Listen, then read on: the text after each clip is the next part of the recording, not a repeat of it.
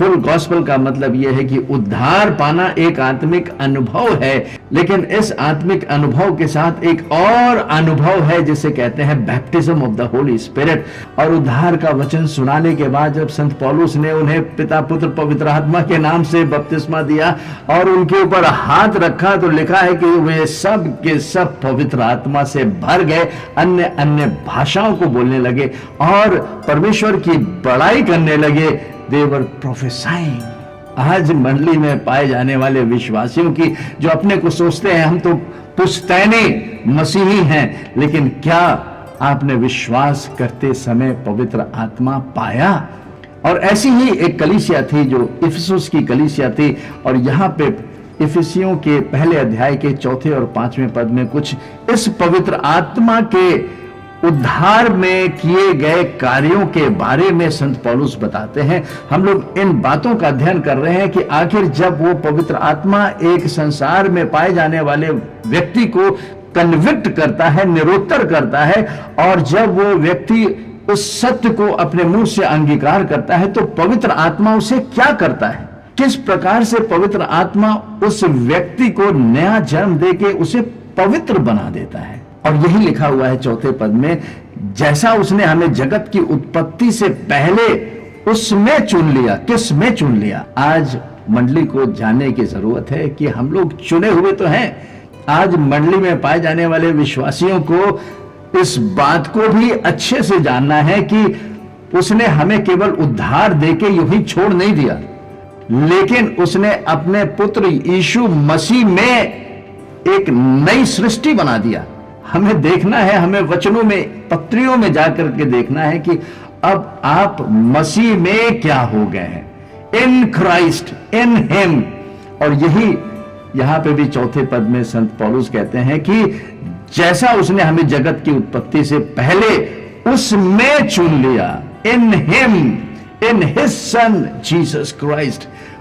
इस दूसरे आदम में हम सब चुने हुए लोग हैं। मसीह के बाहर हम लोग बेकार हैं, पाप में फंसे हुए हैं, लेकिन जब हम मसीह में आ जाते हैं तो हम चुने हुए लोग हो जाते हैं। और फिर उसके आगे कहते हैं कि हम उसकी दृष्टि में पवित्र और निर्दोष हों, और प्रेम में उसने अपनी इच्छा के भले अभिप्राय के अनुसार हमें अपने लिए पहले से ठहराया कि यीशु मसीह के द्वारा हम उसके लेखपालक पुत्र हो जाएं। वो हमें अपनी संतान बना लेता है।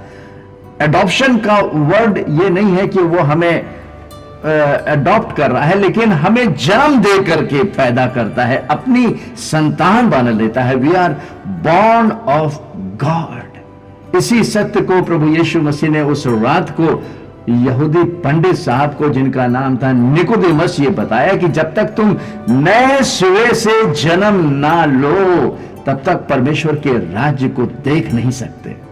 ये जन्म आत्मा का जन्म है। मनुष्य की आत्मा नए सिरे से पवित्र आत्मा के द्वारा जन्म पा लेती है, और इस जन्म को देने वाला जो बीज है वो परमेश्वर का वचन है, जिसका नाम प्रभु यीशु मसीह है।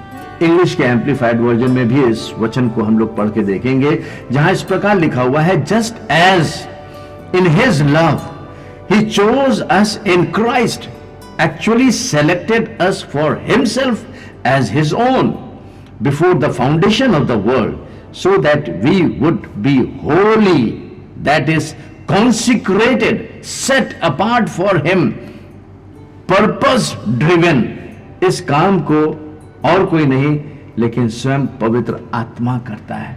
हम लोग उस प्रोसेस को समझ रहे हैं कि उद्धार पाते समय पवित्र आत्मा किस प्रकार से एक मनुष्य को परमेश्वर के सामने धर्मी, निर्दोष बना करके उपस्थित करता है।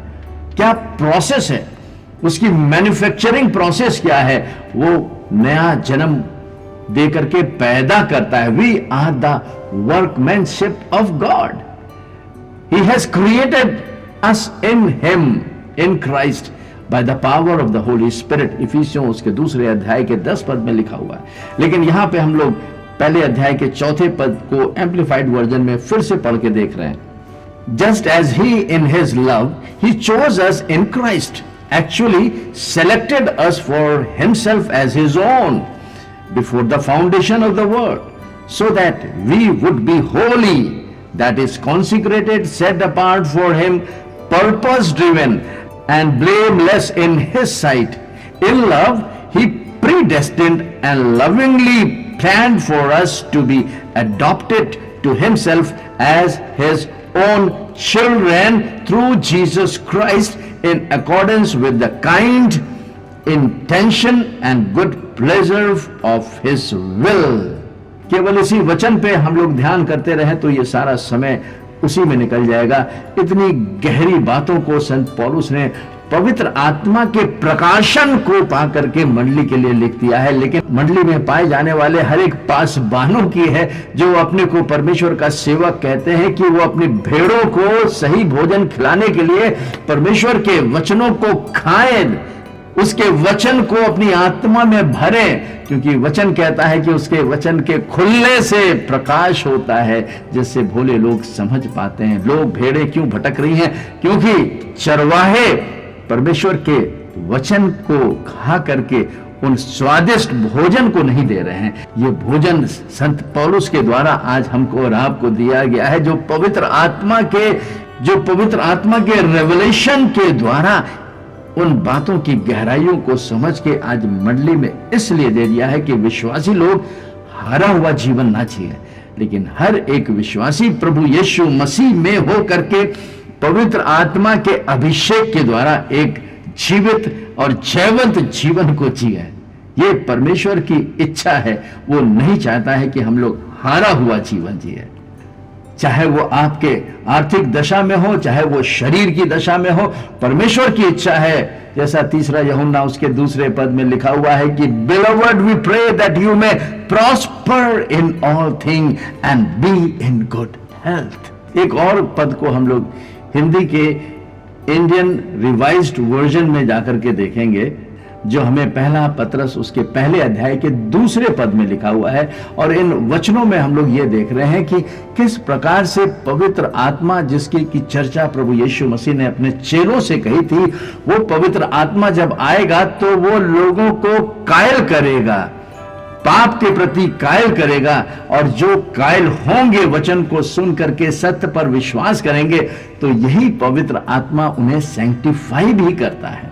सैंक्टिफिकेशन का मतलब है कि हम केवल परमेश्वर के ही द्वारा पवित्र किए जा सकते हैं। अपने ज्ञान, अपने कर्मों, व्यवस्था को पूरा करने के द्वारा कोई पवित्र नहीं बन सकता। अगर पवित्र बन सकते होते तो प्रभु यीशु मसीह को इस संसार में आने की जरूरत नहीं होती, उन्हें क्रूस पर दुख उठाने की जरूरत नहीं पड़ती। उसने व्यवस्था दे दिया है और व्यवस्था के द्वारा उद्धार लोगों को मिल जाता। लेकिन यह असंभव था कि मनुष्य अपने शरीर की दुर्बल परिस्थितियों में व्यवस्था को पूरा कर सके। इसीलिए परमेश्वर ने यह योजना बनाई और पवित्र आत्मा प्रभु यीशु मसीह पर विश्वास करने वालों के जीवन को नया जन्म दे करके उसे पवित्र बनाता है, सैंक्टिफाई करता है, उसे निर्दोष, ब्लेमलेस, निष्कलंक और निर्दोष बनाता है। हर कोई भी एक विश्वासी तभी परमेश्वर पिता के सामने उपस्थित हो सकता है जब वो परमेश्वर पिता के पुत्र यीशु मसीह के द्वारा पवित्र और निर्दोष और निष्कलंक करके उसे उपस्थित करे।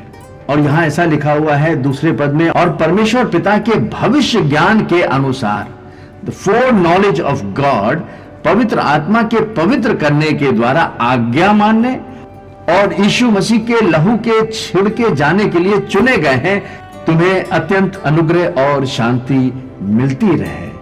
एम्पलीफाइड वर्जन में भी पढ़ के हम लोग फिर इसके बारे में चर्चा करेंगे, जहां पे इस प्रकार लिखा हुआ है, according to the foreknowledge of God the Father, by the sanctifying work of the Spirit, to be obedient to Jesus Christ and to be sprinkled with His blood. May grace and peace, that special sense of spiritual well-being, be yours in increasing abundance as you walk closely with God. पत्रस साहब भी यहां पर पवित्र आत्मा के सैंक्टिफाइंग work के बारे में बातचीत कर रहे हैं, और ये सारे जो कार्य है ये परमेश्वर के द्वारा पहले से सुनिश्चित कर दिए गए। लिखा हुआ है according to the foreknowledge of God. वो समय से ऊपर रहता है, उसके लिए कोई पास्ट और उसके लिए कोई फ्यूचर नहीं है। He is above time. ये परमेश्वर की अपनी महिमा है।